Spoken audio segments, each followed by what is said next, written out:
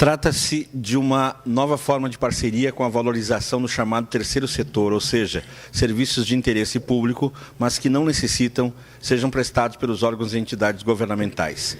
Sem dúvida, há outra intenção subjacente e relevante, que é a de exercer um maior controle sobre aquelas entidades privadas que recebem verbas orçamentárias para a consecução de suas finalidades assistenciais, mas que necessitam enquadrar-se numa programação de metas e obtenção de resultados. Essas pessoas jurídicas de direito privado podem já existir ou serem criadas para o fim específico de receberem o título de organização social e prestarem os serviços desejados pelo poder público. O que importa é que se ajustem aos requisitos da lei e que preencham os seguintes requisitos básicos. A. Não podem ter finalidade lucrativa e todo e qualquer legado ou doação recebida deve ser incorporada ao seu patrimônio, de igual modo os excedentes financeiros decorrentes das suas atividades. B. Finalidade social em qualquer das áreas previstas na lei, ensino, saúde, como em caso cultura, ciência, tecnologia e meio ambiente. C. Possuir órgãos diretivos colegiados com a participação de representantes do poder público e da comunidade. D. Publicidade de seus atos e submissão ao controle do Tribunal de Contas dos recursos oficiais recebidos, o que já existe. F. Celebração de um contrato de gestão com o poder público, aqui o referido contrato 2017/797, de 15/8/17, para a formação da parceria e fixação das metas a serem atingidas e o controle dos resultados. Submetendo-se a essas exigências e obtendo a qualificação de organização social, aqui feita por força do Decreto Municipal 18.914, de 27 de junho de 2017, expedido pelo prefeito Guerra, a entidade poderá contar com os recursos orçamentários e os bens públicos, móveis e imóveis, necessários ao cumprimento do contrato de gestão. Os bens ser-lhe-ão transferidos mediante permissão de uso e os recursos serão liberados de acordo com o cronograma de desembolso estabelecido no contrato de gestão. Mais ainda, é facultado ao município a cessão especial de servidor à organização social com ônus para o órgão de origem. Aqui, a Secretaria Municipal da Saúde. Nesse ponto, convém alertar que o Conselho de Administração da entidade deverá exercer papel fundamental na sua administração. Em sua composição, os representantes da comunidade e do poder público devem constituir maioria absoluta, controlando os atos da diretoria executiva, cujos membros serão pelo Conselho designados e dispensados. A qualificação da entidade privada como organização social é um ato administrativo discricionário do poder público. Aqui foi decretado o ensejo dos acima referidos pareceres 2017, 2017, que se encontram no processo administrativo 2017/13211 sem LIC e que carecem de atencioso exame. Essa discricionariedade é criticada por alguns doutrinadores e aqui também pelo firmatário por tratar-se de uma brecha perigosa no princípio da legalidade, dando aso a decisões subjetivas dos governantes. O poder discricionário não se confunde com o poder arbitrário, como ensina Eli Lopes Meireles. Abre aspas. A faculdade discricionária distingue-se da vinculada pela maior liberdade de ação que é conferida ao administrador. Se para a prática de um ato vinculado à autoridade está adstrita à lei em todos os seus elementos formadores, para praticar um ato discricionário é livre no âmbito em que a lei lhe confere essa faculdade, fecha aspas. A lei confere ao Executivo a liberdade de examinar a conveniência e a oportunidade de qualificar como organização social a entidade pleiteante, precisamente para verificar se é interesse público transferir ao setor privado o serviço que vem sendo realizado pela própria administração ou então estipular o serviço já prestado pela entidade privada com recursos públicos. É indispensável que a administração possa aferir as vantagens e desvantagens que possam advir para a comunidade dessa transferência. A administração há de justificar devidamente o seu ato, o porquê da outorga ou não do título jurídico de organização social à entidade em que o pleiteia. Todo e qualquer ato administrativo deve ser motivado principalmente aqueles resultantes do poder discricionário, pois são precisamente estes que precisam ser embasados na clara demonstração do interesse público que os fundamenta.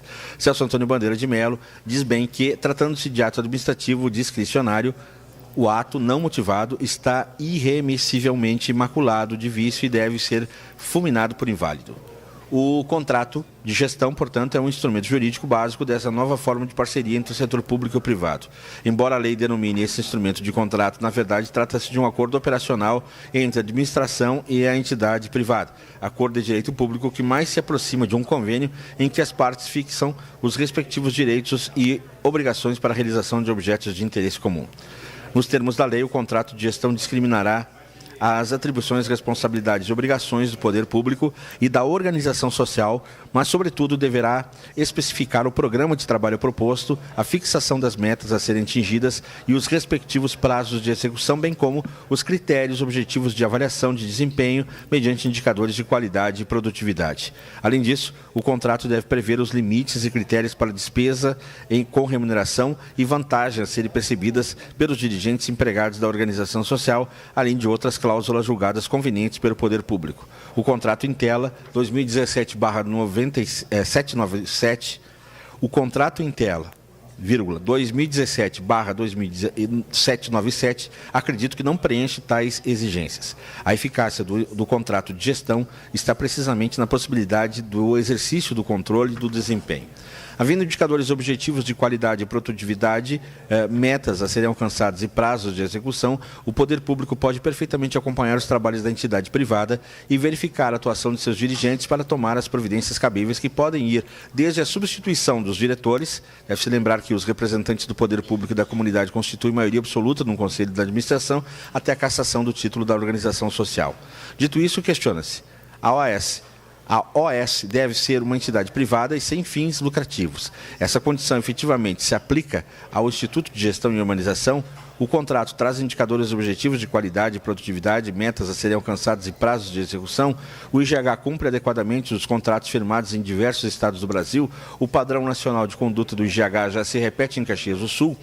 A análise porfunctória dos estatutos sociais do IGH revelam que seu representante legal, Paulo Brito Bittencourt, aliás, firmatário do contrato com o prefeito, é também controlador e ou possui relações societárias com Time Serviço de Assistência Médica Limitada, CNPJ 968-3674-001-55, AMZ Construtora Incorporadora Limitada, CNPJ 105-103-24-001-23, Bili Agropecuária Eireli, CNPJ 289-663-18-00140, CMD Consultora Incorporadora, CNPJ 142-934-11-00127, Cíntia Bittencourt, CPF 458-248-275-91, Bianca Bittencourt, CPF 069-053-245-82, Lívia Bittencourt, CPF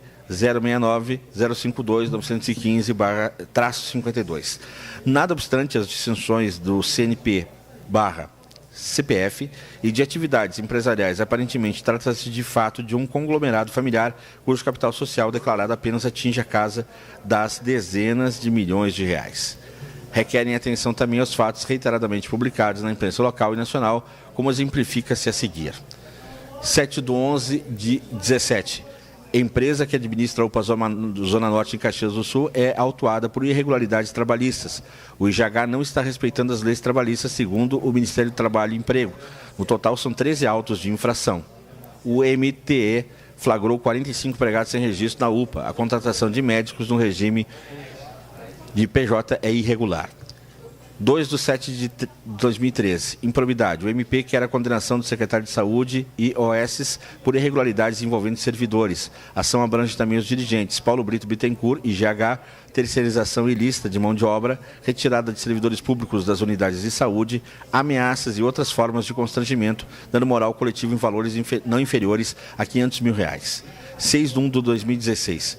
O Tribunal de Contas do Piauí enviou oficialmente ao governo estadual o resultado de uma auditoria que constatou irregularidades no contrato firmado entre o governo do estado e a organização social Instituto de Gestão e Humanização IGH, atual gestora do Hospital Regional Justino Luz. Com base no contrato, serão necessários 9 milhões a mais do que o estado tem condições hoje de repassar e vai ter que procurar de onde vai retirar esses recursos. O dinheiro que é gasto desnecessariamente nos contratos com estas empresas sai do bolso do contribuinte, que paga pelos serviços públicos mesmo sem utilizá-los e acaba custeando o superfaturamento e os esquemas de propinas para partidos e apadrinhados políticos. A primeira unidade a ser terceirizada será a UPA. 11/7/2016. Por decisão do TRT 12, está suspenso o contrato entre a Secretaria de Saúde do Piauí e o Instituto de Gestão e Humanização IGH. O governo tem um prazo de 30 dias para romper o contrato com o IGH e cumprir um acordo firmado com o Ministério Público, abstendo-se de promover terceirizações em atividades próprias da administração pública. O hospital continua um caos com atendimento precário. 17/5/2017. Goiás. O Instituto de Gestão e Humanização, IGH, virou alvo da imprensa baiana por ter entregue a única proposta para a compra do Hospital Espanhol, fechado desde 2014 com dívidas que ultrapassam 155 milhões de reais. 19/7/2017, Espírito Santo. Iminente entrega do Hospital Estadual Infantil e Maternidade ao IGH, esforço da Secretaria de Saúde para transferir a gestão para a OS sem discussão no Conselho de Saúde. Nova denúncia no MP em virtude das irregularidades cometidas pelo IGH em outros estados. Em 2016, funcionários do IGH em Salvador chegaram a paralisar as atividades por falta de pagamento de salários. 4/12/2017. Saúde de Teresópolis, Rio de Janeiro, passa por pior administração de sua história, chegando ao caos no atendimento. Querem contratar o IGH, que é uma organização com diversas denúncias e problemas com várias cidades do Brasil, contrato emergencial sem passar pelo Conselho de Saúde. Não menos relevante é o teor do acórdão 1490/2017, de 5/4/2017, do Tribunal de Contas do Estado de Goiás. Documento anexo que verificou irregularidades na aplicação de recursos públicos transferidos para o IGH, como revela a ementa. Irregularidades constatadas: multa, possível dano ao erário decorrente das irregularidades, determinação para instauração da tomada de contas, ainda os inquéritos abertos por força das portarias 031/2016, 002/2017, da Promotoria de número 90 de Justiça do Ministério Público de Goiás, além da Ação Civil Pública para declaração de nulidade do contrato administrativo diante de notícias de irregularidades praticadas pelo Instituto de Gestão e Humanização IGH. Com a devida vênia, parece plausível que a referida, o OS IGH, contumaz e reiteradamente envolvida em investigações, inquéritos, ações e suspeitas de toda espécie, adote em Caxias do Sul postura distinta daquela acima relatada e evidenciada pelos anexos documentos? Não creio, e isso já se evidencia claramente. Ademais, das entes referida à atuação por parte do Ministério do Trabalho e Emprego, atente-se aos seguintes recentes fatos alarmantes noticiados. Cremers publica nota de esclarecimento e volta a pedir aos poderes públicos que apresentem soluções urgentes aos problemas apontados para que as tragédias não voltem a ocorrer.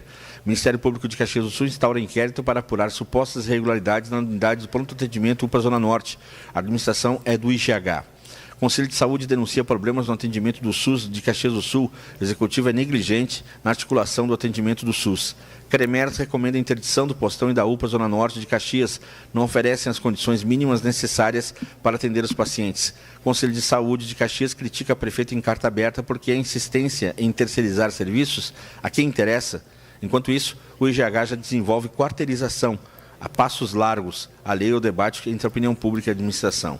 Observe-se o anexo processo seletivo 7/2018, UPA Zona Norte, com prazo para entrega de propostas envelopadas de 30 minutos, das 14 às 14h30 do dia 27/7/2018, para a contratação da empresa para serviços de terceirização para outra pessoa jurídica. Chama atenção o item 6.2 do edital, em razão da necessidade da circulação de documentos entre a matriz da contratante, localizada na cidade de Salvador da Bahia, onde os documentos são arquivados, e a contratada deverá possuir, quando da apresentação da proposta, sede ou filial na cidade de Salvador, Bahia, onde o serviço obrigatoriamente deverá ser executado. A vencedora e única interessada no certame foi LA Contabilidade CNPJ 123-14189/00116, que aliás já trabalha toda a contabilidade financeira para o IGH, como exemplifica contrato semelhante firmado no estado do Piauí em 29 de outubro de 2015.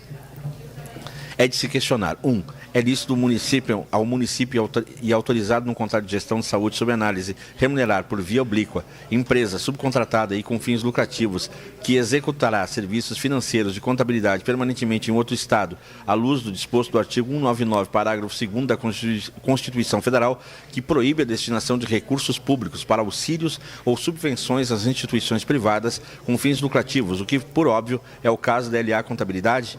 Com isso, seria fiscalizado na forma do artigo 9º da Lei Municipal 8.059/2015.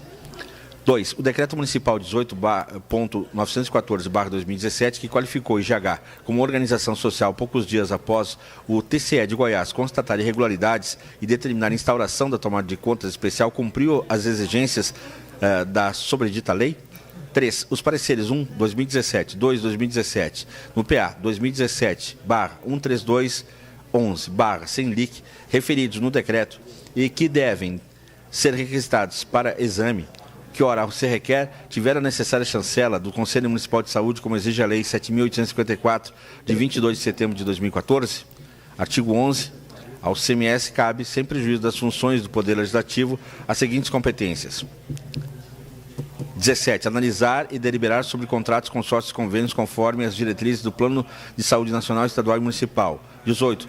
Controlar e acompanhar a atuação do setor privado credenciado nos contratos e convênios com o SUS. 20. Propor do Fundo Municipal de Saúde acompanhar a movimentação e aplicação e a destinação dos recursos. 4. A condição da entidade sem fins lucrativos efetivamente se aplica ao Instituto de Gestão e Humanização. 5. O contrato 2017/797 traz indicadores objetivos de qualidade e produtividade, metas a serem alcançadas e prazos de execução. 6. O IGH cumpre adequadamente os contratos firmados em diversos estados do Brasil. O padrão nacional de conduta do IGH já se repete em Caxias do Sul. A idoneidade do contratado IGH foi corretamente avaliada pelo contratante município de Caxias do Sul. Por fim, recomendo a leitura do texto de autoria do desembargador federal do trabalho do TRT da 4ª Região, Porto Alegre, Dr. Marcelo D'Ambrosio, que trata com clareza das licitudes e ilicitudes que se encontram na delicada matéria da terceirização na saúde pública. Está disponível na internet no seguinte endereço: http://emporiododireito.com.br/leitura/a terceirização-na-saúde-pública. E fraude trabalhista. Em decisão liminar concedida pela 4ª Vara do Trabalho de Goiânia, no último dia 20 de setembro de 2018, na ação civil pública 00122.27.2018.5.18.004, foi determinada à organização social, o Instituto de Gestão e Humanização, a obrigação de não contratar pessoas jurídicas para atuar nos hospitais públicos por elas gerenciados. O Ministério Público do Trabalho ajuizou essa ação civil pública com pedido de tutela de urgência após recusa por parte da organização social de assinar um termo de compromisso de ajustamento de conduta para a interrupção dessa prática ilegal. A sobredita ação demonstrou que o IGH não realizava o processo seletivo para a contratação de médicos ou realizava o processo seletivo para a contratação de pessoas jurídicas de médicos, o que afronta os princípios do direito público incertos no artigo 37 da CF/88 e diretrizes do Sistema Único de Saúde dispostos na já referida Lei 8080/90, artigos 24 e 26. Artigos 24 a 26. Não se ouvida que no julgamento da ADI 1923/DF em 16/4/2015, o E.STF definiu que as OS que atuam no setor da saúde não se submete à exigência constitucional de contratação de pessoal mediante prévia aprovação em concurso público, como se exige na administração pública direta e indireta. Entretanto, a Corte deixou claro que essas organizações sociais, por receberem recursos, bens e servidores públicos, inclusive FGTS e recente MP 859/2018, devem se balizar pelos mesmos princípios essenciais que regem a administração pública e selecionar seus empregados de forma pública, objetiva e impessoal, com observância do artigo 37 da Constituição. A ação civil pública trata também do disposto do artigo 199, parágrafo 2º da Constituição Federal, que proíbe a destinação de recursos públicos para auxílios ou subvenções às instituições privadas com fins lucrativos, o que, por óbvio, é o caso de pessoas jurídicas de médicos. A decisão foi mantida no mandado de segurança MS 0010768-32, ponto 2018.5.18.0000, conforme decisão proferida em 5 de outubro de 2018, de modo que o IGH ficou proibido de realizar processo seletivo para a contratação de PJs formadas por profissionais médicos para o trabalho nos hospitais públicos por eles gerenciados, devendo realizar processo seletivo para a contratação de pessoas físicas, médicos, para a realização dos referidos trabalhos, sob pena de pagar multa de 50 mil por empresa jurídica contratada em descumprimento do decidido. A procuradora do trabalho responsável pelo caso, doutora Milena Costa, explica que a situação impede o estabelecimento do vínculo médico-paciente porque não há continuidade nos atendimentos, uma vez que os profissionais atuam nos hospitais por pouco tempo e quase sempre da forma de plantões semanais. A realização de processo seletivo é o caminho para a obtenção da moralidade, impessoalidade e eficiência no serviço público. Não se deve admitir processo seletivo em dissonância com tais princípios. Ocorre que, lamentavelmente, situação idêntica ocorre em Caxias do Sul, onde a acima referida organização social IGH, CNPJ 118-585-70-0001-33, administra a unidade de pronto atendimento UPA Zona Norte, Porte 3, Zona Norte, por força do citado contrato de gestão 2017/797, de 15 de agosto de 2017, cujo objeto é o gerenciamento e execução de atividades de serviço de saúde, bem como a administração de toda a infraestrutura. O contrato de prestação de serviços, número 20/2017, em clínica médica entre o IGH e Thiago Perineto, -EPP, firmado em 20 de setembro de 2017, semelhante a tantos outros, revela como contratação de médico se dá e o médico Thiago Perineto serve como paradigma.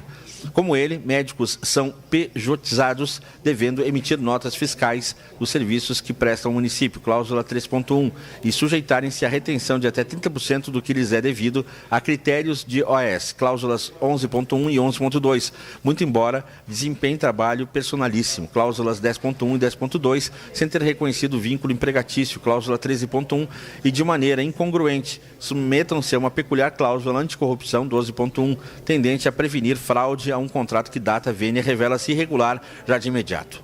No tocante à pessoalidade, vê-se também que o contrato foi editado em 9 de junho de 2018, submetendo o médico a uma declaração tendente a enquadrá-lo na IN RFB 971/2009, que dispõe sobre normas gerais de tributação previdenciária e de arrecadação das contribuições sociais destinadas à Previdência Social, ou seja, na prática, isentando a OS desses encargos. Ocorre também, e por pior, estar convencido de que essa prática tem maior dimensão do que se lhe atribui em análise perfunctória e já vem planejada desde o início da atual administração municipal. Em 25 de setembro de 2018, o município celebrou com técnica Construções Limitada o contrato 2018/982, cujo objeto é a reforma, ampliação e adequação do pronto atendimento 24 horas, o chamado postão, para transformá-lo em uma unidade de pronto atendimento UPA 3, à semelhança da UPA Zona Norte, antes tratada. A ensejo do referido contrato foi expedida pela Secretaria Municipal da Saúde a Instrução Normativa 20/2018, de 11 de outubro de 2018, que resultou na interdição total da PA 24 horas e remoção do ofício de todos os servidores ali lotados, inclusive, é claro, os médicos, fato que previsivelmente gerou dezenas de exonerações desses profissionais. Notícias na imprensa logo revelaram que a interdição total do PA 24 horas, considerada desnecessária pelo senso comum, ocasionou superlotação na UPA Zona Norte, que, quando reabrir, a nova UPA, terá outros servidores, então terceirizados, restando plausível concluir que também será administrada pelo IGH.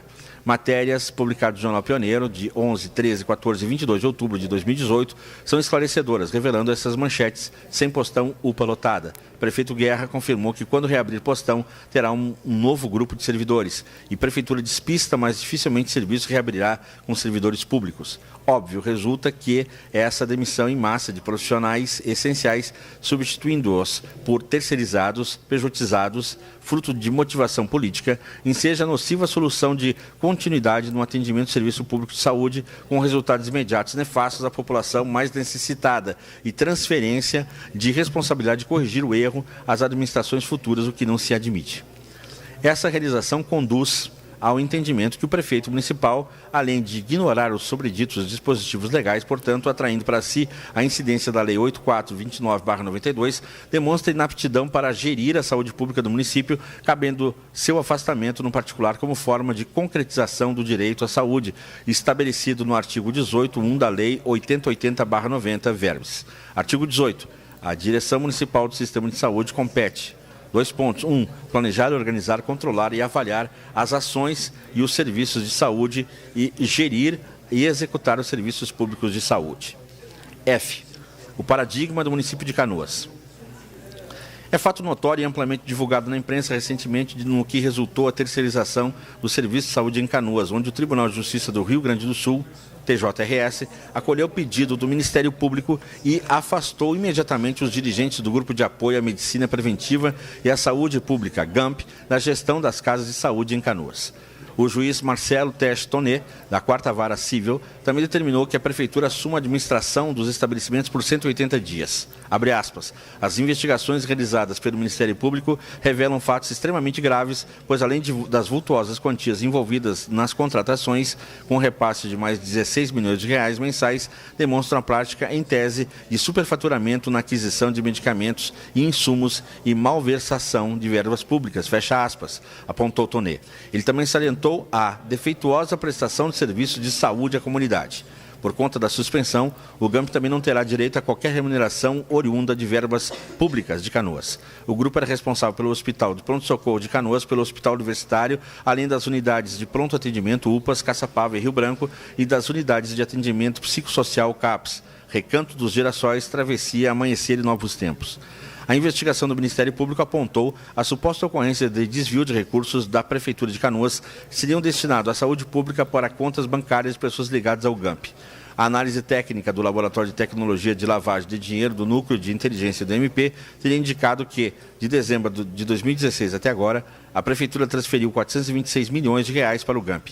Neste valor, suspeita-se que pelo menos 40 milhões foram desviados para contas pessoais de integrantes do esquema. Como revela a ata do Conselho de Saúde de Canoas, de reunião realizada em 28 de dezembro de 2016, a empresa escolhida, GAMP, Grupo de Apoio à Medicina Preventiva e à Saúde Pública, foi na época ironicamente referida como prestadora de serviços qualificados de gestão e assistência à saúde com excelência, e 2 anos após a verdade se revela. Curiosamente, nessa reunião, estava presente o conselheiro Júlio Freitas, preocupado com o novo governo, se o novo governo, que assumiria em janeiro de 2007, não poderia emperrar a situação. Mas talvez seja apenas um homônimo do nosso atual secretário de Saúde. Título 8. O secretário informal e ausência de publicidade. Todos fomos surpreendidos com a expedição da Instrução Normativa 20/2018, de 11 de outubro de 2018, firmado pelo chefe de gabinete do prefeito Júlio César Freitas da Rosa, na qualidade de secretário municipal de saúde interino, que regulamenta a interdição do PA 24 horas para execução de reformas e melhorias e regulamenta os fluxos dos processos de remoção de servidores lotados no PA 24 horas da Secretaria Municipal da Saúde, em vista da reforma, ampliação e adequação de serviço. A referida instrução estabelece, dentre outras disposições, a interdição do prédio do PA 24 horas, bem como a remoção de todo o pessoal ali lotado e interrupção do atendimento ao público a partir das 23 horas e 59 minutos do dia 16 de outubro de 2018. Item 1F.1. Entretanto, há que se questionar a eficácia da sobredita instrução normativa, que se reputa incapaz de produzir os efeitos pretendidos porque expedido por agente incompetente. Ausente esse requisito essencial, o ato não pode subsistir e carece de anulação. O aliás já postulam diversas pessoas no Poder Judiciário no MS número 90753.2018.8.21.0010. Reza o artigo 37, caput da Constituição Federal, que a administração pública direta e indireta de qualquer dos poderes da União, dos Estados, do Distrito Federal, dos municípios, obedecerá aos princípios de legalidade, impessoalidade, moralidade, publicidade e eficiência e também ao seguinte. 2 pontos. Eli Lopes Meirelles define a legalidade como princípio da administração, CF, artigo 37 caput, significa que o administrador público está em toda a sua atividade funcional sujeito aos mandamentos da lei e às exigências do bem comum, e deles não se pode afastar ou desviar sob pena de praticar ato inválido e expor-se à irresponsabilidade disciplinar, civil e criminal conforme o caso. A Lei Orgânica de Caxias do Sul, por sua vez, estabelece, artigo 94, compete privativamente ao prefeito 10. Nomear e exonerar os secretários municipais, os diretores de autarquias e departamentos, além de titulares de instituições que participem do município na forma da lei. 12. Expedir decretos, portarias e outros atos administrativos. Artigo 103. A publicação das leis e atos municipais far-se-á no órgão, no site oficiais do município ou, na falta desses, por fixação na sede da Prefeitura ou da Câmara. Parágrafo 10. Parágrafo 1º. Nenhum ato produz efeito antes de sua publicação. Artigo 105. Os atos administrativos da competência do prefeito deverão ser expedidos com obediência às seguintes normas. 2. Portaria nos seguintes casos. A. Provimento e vacância dos cargos públicos e demais atos dos efeitos individuais. 3º. Contrato na forma da lei. Parágrafo único. Os atos constantes nos incisos 2 e 3 desse artigo, salvo os de provimento e vacância dos cargos públicos, poderão ser delegados. Pois em que pese a clareza das supracitadas normas, consultas edições 808 a 816 e seguintes do Diário Oficial do Município, revelam que não foi publicada e presume-se sequer editada a indispensável portaria designando o senhor Júlio Freitas, secretário municipal da Saúde, interinamente, e que, portanto, firmou o documento que extrapola sua competência, fato que, inclusive, ensejou pedido de esclarecimento ao então secretário de governo por e-mail, anexo, até o momento sem resposta. Releva que o senhor Júlio César Freitas da Rosa, à época, era chefe de gabinete do prefeito com atribuições previstas no regimento interno do gabinete, aprovado pelo decreto 19.75/2017, cujo artigo 7º, a seguir transcrito, não prevê expedir ato de natureza daquele referido, a IN 20/2018. Artigo 7º. A direção superior do gabinete do prefeito será exercida pelo chefe de gabinete a quem compete: 1. Promover a assistência direta ao prefeito no desempenho de suas atividades. 2. Exercer a chefia das atribuições previstas para o gabinete. 3. Despachar diretamente com o prefeito, transmitindo suas determinações. 4. Responsabilizar-se pela fiel observância e cumprimento eficaz das disposições legais e normativas da legislação pública municipal no âmbito do gabinete. 5. Promover a recepção de pessoas e autoridades que se dirigirem ao prefeito. 6. Representar o prefeito quando designado. 7. Coordenar o transporte oficial da autoridade, cerimonial e agenda do prefeito. 8. Apresentar ao prefeito relatórios das atividades do gabinete. 9. Promover as reuniões periódicas de coordenação. 10. Expedir instruções para execução das leis, decretos e regulamentos relativos aos assuntos que requeram a participação do gabinete. 11. Acompanhar, avaliar e controlar a execução de projetos e programas em consonância com as diretrizes fixadas pelo órgão central dos sistemas administrativos aos quais se vincula. 12. Propor projetos de atos legislativos ou normativos referentes à organização, reorganização, modernização administrativa no âmbito da unidade administrativa. 13. Coordenar a elaboração e acompanhar a execução do plano plurianual da Lei de Diretrizes Orçamentárias e Orçamento Anual. 14. Promover e coordenar levantamento sobre as necessidades de recursos humanos, materiais e financeiros para regular andamento de serviços. 15. Praticar os atos necessários ao cumprimento das atribuições do gabinete e aqueles para os quais receber delegação de competência do prefeito. Por conseguinte, o chefe de gabinete, Júlio César Freitas da Rosa, era flagrantemente agente incompetente para realizar o ato consubstanciado na IN 20/2018. Ilustra-se com jurisprudência. Ementa. Processo civil. Ato praticado por agente incompetente. Ausência de um dos requisitos necessários à formação do ato administrativo. Competência. Remessa necessária conhecida. Sentença de primeiro grau mantida. 1. Ausentes um dos requisitos do ato administrativo, competência, forma, motivo e finalidade, o ato não se aperfeiçoa, não tendo condições de eficácia para produzir efeitos válidos. 2. Competência segundo leciona o mestre Eli Lopes Meirelles, é o poder atribuído ao agente da administração para o desempenho específico de suas funções. 3. Não sendo o agente competente, o ato não pode subsistir e, por conseguinte, não é capaz de produzir efeitos. 4. Remessa necessária conhecida para manter intacta a sentença de primeiro grau. Remessa ex-ofício 350.00.121.869, TJ do Espírito Santo, publicado em 16/11/2006. Ainda na forma da Lei Orgânica, artigo 101(2), instrução normativa dessa natureza, complexa e com repercussões enormes, somente poderia ter sido editada pelo secretário da Saúde da época, Geraldo da Rocha, quem, segundo disse a imprensa, estava afastado em licença de saúde ou por seu substituto legalmente designado, o que surpreendentemente não ocorreu em caso. Fato que se atribui à forma assodada como o fechamento do PA 24 horas vem sendo tratado pela administração. Diz o supracitado dispositivo da Lei Orgânica, artigo 101.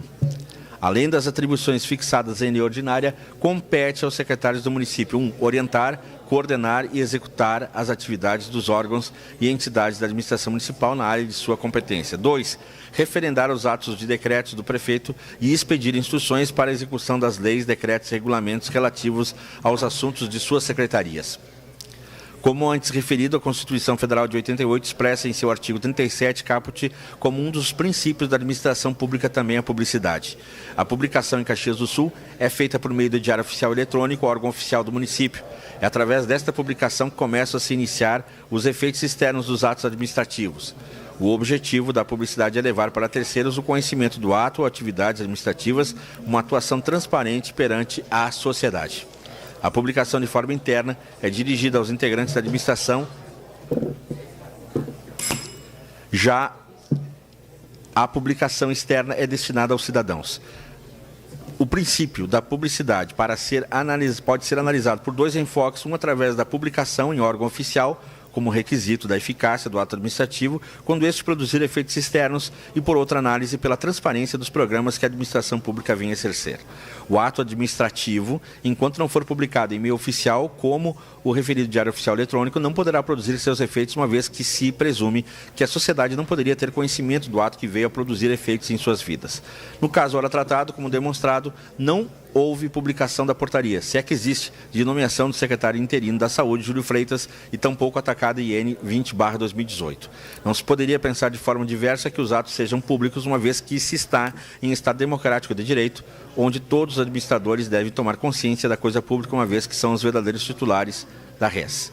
Por fim, mas não por menos relevante, cumpre referir mais uma vez que na forma da Lei Municipal 7.854, de 22 de setembro de 2014, o Conselho Municipal de Saúde é órgão permanente e deliberativo, competindo-lhe avaliar e formular resoluções a serem encaminhadas ao prefeito para homologação em tudo que pertine à saúde pública do município, não se excluindo a relevante matéria tratada na Instrução Normativa 20/2018, ora atacada. Diz a lei, especialmente ao caso, artigo 5º, o CMS tem caráter permanente e deliberativo e será integrado por representantes do governo, prestadores de serviços privados e conveniados ou sem fins lucrativos, profissionais de saúde e usuários. Artigo 11. Ao CMS cabe, sem prejuízo das funções do Poder Legislativo, as seguintes competências.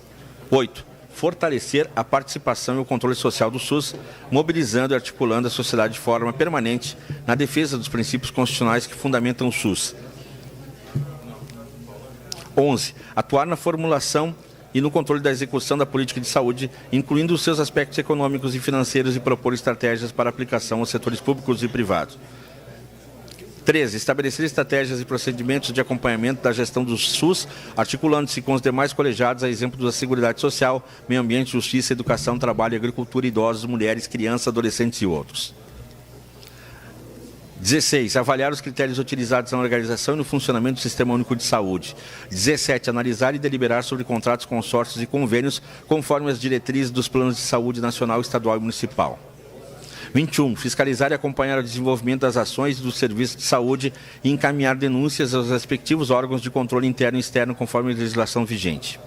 25. Estimular, apoiar e promover estudo e pesquisa sobre assuntos e temas na área de saúde pertinente ao desenvolvimento do Sistema Único de Saúde. Artigo 16. Caberá ao Poder Executivo, por meio da Secretaria Municipal de Saúde, órgão responsável pela execução e gerenciamento do SUS municipal, garantir ao CMS apoio administrativo, operacional, logístico, econômico, financeiro, recursos humanos e materiais necessários ao seu pleno e regular funcionamento.